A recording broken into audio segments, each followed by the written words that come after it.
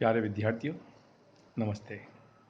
आज इस वीडियो में हम केशव के तीसरे और चौथे पद की व्याख्या करेंगे। तीसरा पद है अयोध्या नरेश।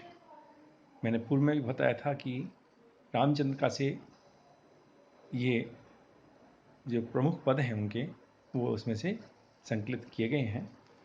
तो ये अयोध्या नरेश को देखिए, इसमें बेताल के द्वारा ये पद लिखा गया है। विधि के समान है विमानीकृत राजहंस, विविध विबुध युत मरुसो अचल है। दीपति दीपति अति सातो दीप दीपियतु, दूसरो दिलीप सो सुदक्षिणा को बल है। सागर उजागर की बहुभावनी की पति, छन दान प्रिय कीधो सूरज अमल है। सब विधि सब रथ राजे राजा राम राजा दशरथ, भागीरथ पथगामी गंगा कैसो जल है। तो इस पद में बेताल राजा जनक के दरबार में ऋषि विश्वामित्र के सामने राजा दशरथ की प्रशंसा और उसकी स्तुति करते हुए और उसकी कीर्ति का बखान करते हुए कहते हैं कि विधि के समान है विमानीकृत राजहंस, कि राजा दशरथ ब्रह्मा के समान है। और जिस तरह से ब्रह्मा राजहंस की सवारी करते हैं, उसी प्रकार से राजा दशरथ भी अनेक राजाओं के समूह पर निवास करते हैं। कहने का तात्पर्य है कि अनेक राजाओं की जो राज्य हैं वो उनकी सीमा में आते हैं, जो उनकी अधीनता को स्वीकार करते हैं। विविध विविध युत मरुसो अचल है, और राजा दशरथ सुमेरु पर्वत के समान दृढ़ और निश्चयी हैं। और जिस प्रकार से सुमेरु पर्वत पर अनेक देवताएं निवास करते हैं, उसी प्रकार से राजा दशरथ की सभा में, दरबार में अनेक पंडित, अनेक विद्वान जन, ऋषिगण निवास करते उनकी दरबार की शोभा को बढ़ाते हैं। दीपति दीपति अति सातो दीप दीपियतु, और दूसरो दिलीप सो सुदक्षिणा को बल है।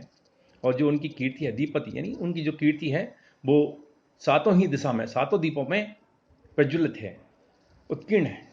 और ये राजा दशरथ दूसरे राजा दिलीप के समान दिखाई पड़ते हैं। जिस प्रकार से राजा दिलीप की जो पतिव्रता पत्नी सुदक्षिणा है, उनका उसको बल प्राप्त था, उसी प्रकार से राजा दशरथ को श्रेष्ठ दानशीलता का बल प्राप्त है। सागर उजागर की बहुभावनी की पति, छन दान प्रिय कीधो सूरज अमल है।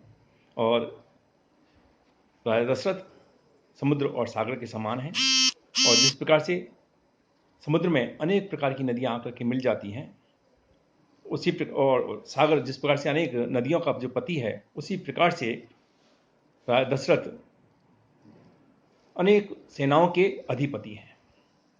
छंदान प्रिय कीधो सूरज अमल है। राजा दशरथ सूरज के समान निर्मल और प्रकाशमान है। जिस प्रकार से सूरज अपने प्रकाश से समस्त अंधकार को मिटा देता है, उसी प्रकार से राजा दशरथ भी अपने श्रेष्ठ दानशीलता से याचकों के समस्त प्रकार के दुखों को, अभावों को नष्ट कर देते हैं। और सब विधि सब रथ राजा राम दशरथ सब प्रकार से समर्थ हैं। और भागीरथ पथगामी गंगा कैसे जल है। और ये राजा दशरथ अपने पूर्वज राजा भागीरथ के समान उज्ज्वल हैं। और जिस प्रकार से भागीरथ ने इस संसार के और अपने पितरों को तर्पण करने के लिए गंगा को इस धरती पर उतार करके सबका उद्धार किया था, उसी प्रकार से राजा दशरथ भी अपनी दानशीलता, अपनी पराक्रमता से उसी नीति और उसी मार्ग का अनुगमन करते हैं। इस तरह से जो बेताल है वो राजा जनक के दरबार में राजा दशरथ की कीर्ति का बखान इस पद के माध्यम से करते हैं। जो चौथा पद है वह है अरुणोदय। सवैया है ये कि सातों दीपन के अवनिपति हारी रहे, जिये में जब जाने, 20 बिसे व्रत भंग भयो, सो कहो अब केशव को धनु ताने। शोक की आगी लगी परिपूरन, आई गए घनश्याम बिहाने। और जानकी के जनकादिक के सब फूली उठे, तरु पुण्य पुराने। राजा जनक के दरबार की का चित्रण और जो सिद्ध धनुष सीता स्वयंवर में सिद्ध धनुष को भंग करने का जो चित्रण है, उस चित्रण को यहाँ आचार्य कवि केशव ने वर्णन करते हुए किया कहा है। राजा जनक की जो मनोस्थिति है और के बारे में बताया है कि सातों दीपन के अमनिपति हारी गए रहे, जिये में जब जाने। जब राजा जनक ने अपने हृदय में यह ज्ञात कर लिया, यह जान लिया कि इस शिव धनुष को, जो शिव धनुष राज दरबार में सीता स्वयंवर के लिए रखा गया था, राजा महाराजा, सातों द्वीपों के जो राजा महाराजा थे, जब उस शिव धनुष को उठाने में असमर्थ हो गए, उस शिव धनुष पर प्रत्यंचा चढ़ाने में असमर्थ हो गए, यह बात जान करके राजा जनक अत्यधिक दुखी हुए। 20 बिसे व्रत भंग भयो, सो कहो अब केशव को धनु ताने। वे मन ही मन सोचने लगे कि अब तो जो मैंने प्रण किया था, जो प्रतिज्ञा सीता स्वयंवर के लिए की थी, सीता के विवाह के लिए मैंने जो प्रतिज्ञा की थी, वह अब पूर्णतः भंग हो गई है। क्योंकि किसी भी राजा महाराजा ने, सातों द्वीपों के जो राजा महाराजा हैं, उनमें से किसी ने भी इस धनुष को उठा करके इस पर प्रत्यंचा नहीं चढ़ाई है। अब केशव को धनु ताने, केशव को धनु ताने यानी इस शिव जी के धनुष को अब कौन तानेगा। सो कहो यानी अब मैं अपनी इस बात को, अपने इस मन के उद्गार को या अपनी मन की व्यथा को, चिंता को किसके सामने कहूँ। शोक की आगी लगी परिपूर्ण, आई गए घनश्याम बिहाने। उस समय राजा जनक का जो हृदय है वह शोकाकुल हो गया, चिंता से ग्रसित हो गया। उसी क्षण या उसी समय श्री राम बादलों के समान प्रेम जल की वर्षा करते हुए आए।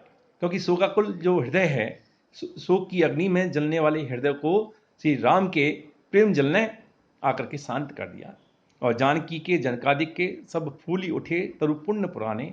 उस समय श्री राम को देख करके सीता के मन में, राजा जनक के मन में और उनके जो परिजन थे उन सभी के मन में हर्ष पैदा हो गया और उनकी जो चिंताएं हैं वो दूर हो गई। ऐसा लगा जैसे सब फूली उठे, तरु पुण्य पुराने, कि जो पुण्य उन्होंने अब तक किए थे, उन पुण्य रूपी जो वृक्ष हैं वह अब लहरा उठे हैं और उनको अब शांति और सुख प्राप्त हो गया है। धन्यवाद।